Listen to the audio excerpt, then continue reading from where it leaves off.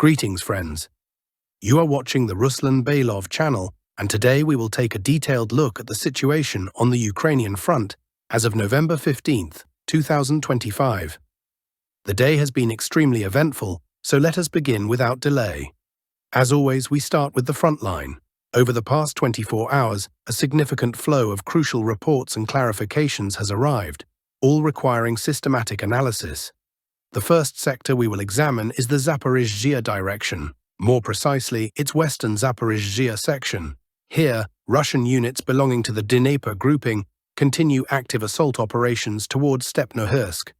As a reminder, Russian forces have already effectively encircled the so-called Stepnohirsk citadel, a cluster of multi-story buildings located in the northern part of the settlement. Over the past day, the operational map has changed quite noticeably.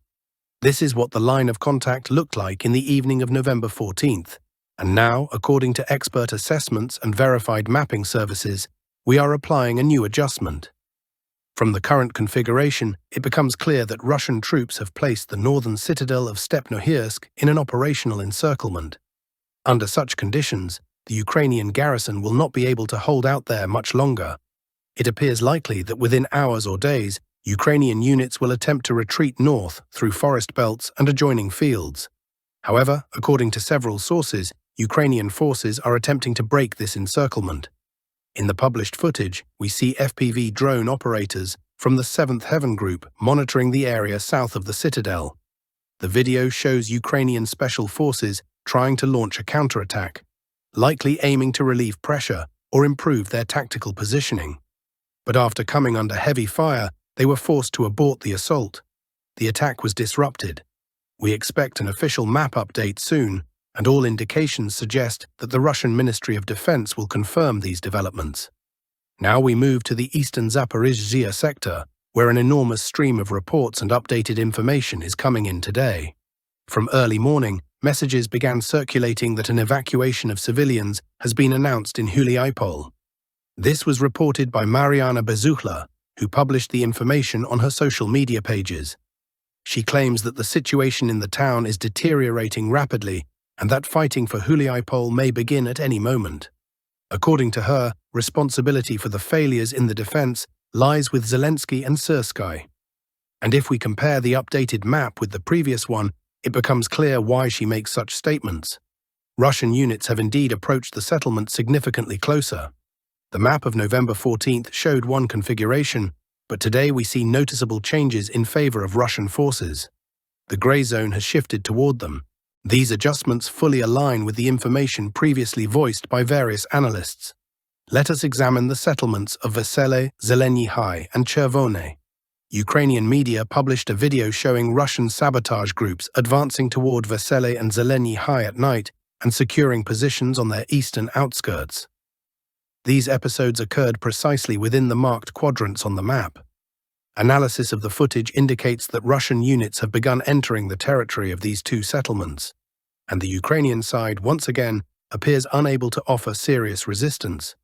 Most likely, withdrawals from this defense line will begin very soon. Slightly to the north, confirmation has arrived of the complete clearing of Yablukove. Ukrainian sources reported several days ago that their forces had withdrawn from Ravnopilia and Yablukove toward Huliaipol, but until today, the Russian side had not confirmed this.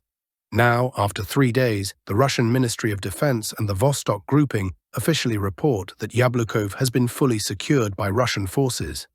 The footage shows the clearing process and the moment when 2 Russian servicemen raise flags, one at the entrance to the settlement and the second on its western outskirts. This means the settlement is now completely under Russian control. It is logical to expect that control over Ravnopilia will be confirmed within the next day. This entire chain of events fully supports Mariana Bezukhla's claims that the real battle for Huliaipol has already begun. And since Russian forces are advancing from the north and northeast, the likelihood that Huliaipol will fall under Russian control before the end of 2025 is extremely high. This settlement is one of the key Ukrainian fortified hubs in the entire Zaporizhia direction. We now move to the Dnipropetrovsk, also known as the Pavlohrad direction. We discussed it yesterday, and barely had we finished our analysis when staggering news began to arrive from this sector. Early this morning, numerous videos appeared showing Russian units using dense fog to break through Ukrainian defenses on armored vehicles, entering Novopavlivka, deploying landing groups, occupying buildings, and beginning to fortify themselves. The published footage shows the aftermath of this breakthrough. Russian forces have taken several structures and established defensive positions. Their vehicles were abandoned, as preserving them after the breakthrough was impossible. This was essentially a one-way assault. Ukrainian soldiers in the video can be seen striking the abandoned vehicles. Notably, the vehicles used for the breakthrough suffered almost no damage. This suggests two possibilities. Either Ukrainian forces simply failed to detect the attack, or the weather conditions were so favorable for Russian units that they fundamentally altered the nature of the engagement. This episode occurred on the northeastern outskirts of Novopavlivka, near several agricultural facilities. A second video was filmed in the central part of the settlement. The fog was so dense that the Ukrainian drone could hardly see anything. Despite this, Russian units continued entering the town. Based on all the available footage, it became clear that the final stage of the battle for Novopavlivka had begun, the clearing phase. Russian forces have entrenched themselves, are expanding their presence, and this is far from the last wave of the assault. It appears that additional Russian units will enter the settlement soon, meaning the battle will be extremely fierce. Some cartographers have already completely marked the Russian-held side of Novopavlivka, north of the Solona River, as territory under Russian control. The river now divides the settlement. The southern part remains under Ukrainian control, the northern part under Russian. Russian troops clearly do not intend to reduce the tempo and will move further north toward Myrnohrad, which opens the path to Pavlohrad. Yes, the distance from Novopavlivka to Pavlohrad is considerable, about 66 kilometers in a straight line to the Russian forward positions near Ivanivka. However, let us recall that the Vostok grouping covered around 70 kilometers, from Vuhledar to Yablukove, within 1 year, and that area was considered much more fortified than the terrain between Ivanivka and Pavlohrad. Therefore, saying that movement toward Pavlohrad is impossible would be incorrect. On the contrary, analysis suggests that such a scenario is entirely realistic in the foreseeable future. Now we shift to the Pokrovsk direction, where significant developments are also unfolding. Today, Syrskyi issued an urgent statement on social media.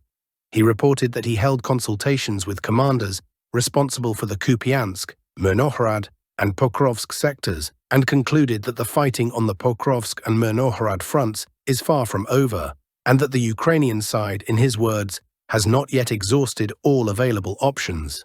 Therefore, in the near future, the Ukrainian command will be forced to take certain measures to stabilize the situation in the Pokrovsk direction and possibly attempt to regain the positions they have lost. What exactly Syrskyi meant when speaking about his plans is difficult to understand, because looking at the current frontline configuration, it is almost impossible to imagine how such a plan could be carried out at all. Nevertheless, he apparently has his own vision, and all we can do for now is observe. Turning to reports from pro-Russian sources, today the Russian Ministry of Defense announced that Russian forces have begun clearing the settlement of Rovno. This village lies between Pokrovsk and Myrnohrad, and its full clearing will effectively become the final step toward completely encircling Myrnohrad, leaving Ukrainian forces no opportunity for an organized withdrawal. This is what the map looked like on November 14th, and now we introduce a correction, marking Rovno in grey, indicating the beginning of the clearing operation. At the same time, a noteworthy video appeared from the northern outskirts of Pokrovsk. The sources that published the footage claim it is recent, so we placed it on the map.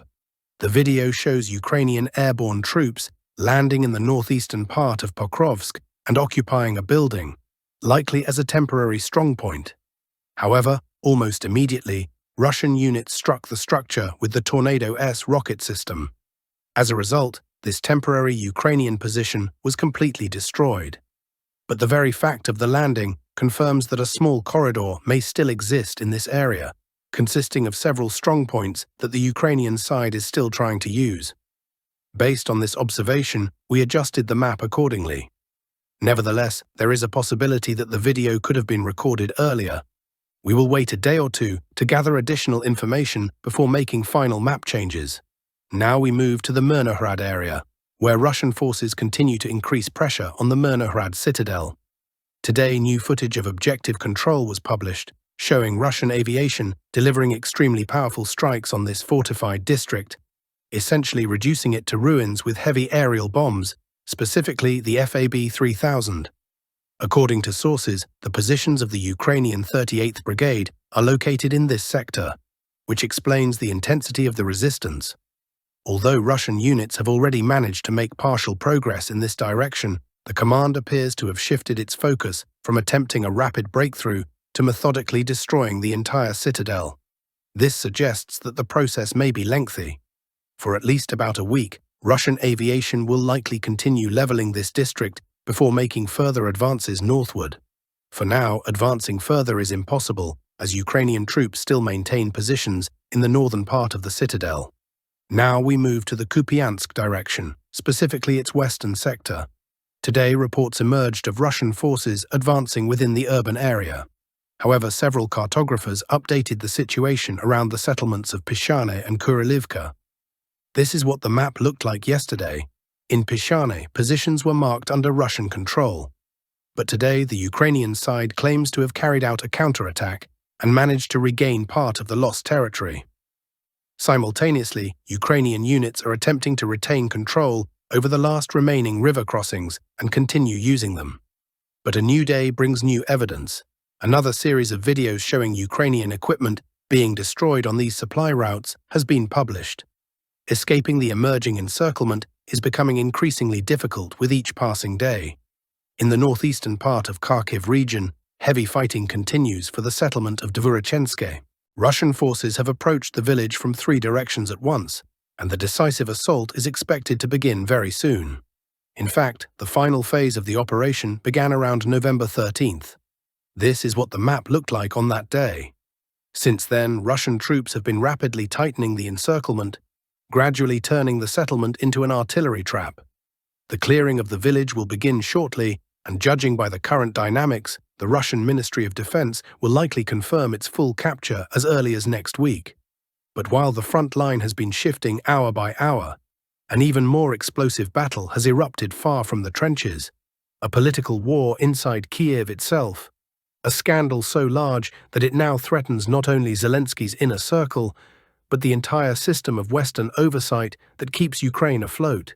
Because as the world watched the situation on the battlefield, Washington quietly demanded explanations from Kyiv about a corruption scheme that has shaken the Ukrainian state at its core. And at the center of this scandal is a man long known in Ukraine as Zelensky's wallet. This political earthquake is already affecting Western support, internal power balances, and even the future of Ukraine's leadership. And its consequences may hit Kyiv harder than any strike on the front line. Let's break down what happened. Ukrainian authorities have reported to US lawmakers about the major corruption scandal in Energoatom, centered around businessman Timur Mindich, a longtime partner of President Zelensky, often called his wallet in Ukrainian media. The scandal directly damages Zelensky's political standing and attracts the attention of both the US and Europe. According to Ukraine's ambassador to the US, Olga Stefanishina, Kyiv provided Congress with an explanation of the case. The New York Times notes that the investigation harms Zelensky's image and threatens his political position domestically and internationally. Mindich, a co-founder of Kvartal 95 and a close friend of Zelensky, is at the center of the accusations. According to Nabu, Mindich created a kickback scheme inside Energoatom, receiving 10 to 15% from contract sums. Damages are estimated at $100 million. The funds were laundered through Kyiv-based offices and abroad. Mindich left Ukraine hours before searches began. As part of Operation Midas, Nabu and SAP collected 1,000 hours of recordings, some of which reportedly contain Zelensky's voice. The case includes former Energy Ministry advisors, Energoatom security officials, financial intermediaries, and former Deputy Prime Minister Oleksiy Chernyshov. The scandal forced the resignations of Justice Minister Halushchenko, Energy Minister Hrinchuk, and the dismissal of Energoatom's supervisory board. Zelensky imposed 3-year sanctions on Mindych and Sukerman, though these measures were much softer than those typically used against his opponents. Ukrainian media report that Mindych may also be involved in an FBI investigation concerning money laundering at the Odessa port plant. One suspect has already begun cooperating with US investigators. Experts are debating who benefits from the scandal. NABU was created under the supervision of the US and EU and effectively became a tool for influencing the Ukrainian elite. Through related structures, SAPO, NAPC, JCC, and ARMA, the West gained leverage over Ukrainian officials and their assets. After Donald Trump returned to the White House, Washington strengthened oversight of Ukraine's anti-corruption bodies. A new FBI liaison arrived in Kiev to discuss the Mindych case, raising questions about the true beneficiaries. Economist Ivan Lizan argues that Europeans may be the main drivers, as they seek to keep Zelensky under strict control. Within Ukraine, the scandal may benefit oligarchs hostile to him, Tomas Fiala, Petro Poroshenko, and detained oligarch Ihor Kolomoisky, who reportedly cooperates with NABU. Political analyst Larissa Shesler believes the scandal serves US Trumpist interests. They need to demonstrate Ukraine's corruption to reduce financial and military support, as many Republican voters still support Kyiv. Analyst Oleksiy Nechayev says the West aims to tighten control over Ukraine's wartime budget. Every dollar and euro must go to the war against Russia, not into the pockets of Zelensky's circle. Trump, meanwhile, seeks to seize influence over Ukraine from the Democrats. According to him, the main beneficiaries of Mindychgate are outside Ukraine, while internal opponents only receive small political gains. Russia, he adds ironically, has no interest in stopping Ukraine's corruption. The more funds are embezzled, the fewer missiles and drones reach the front line. That is all for now, dear friends. Thank you very much for watching the channel. Be sure to subscribe, leave your likes, and all the best to you.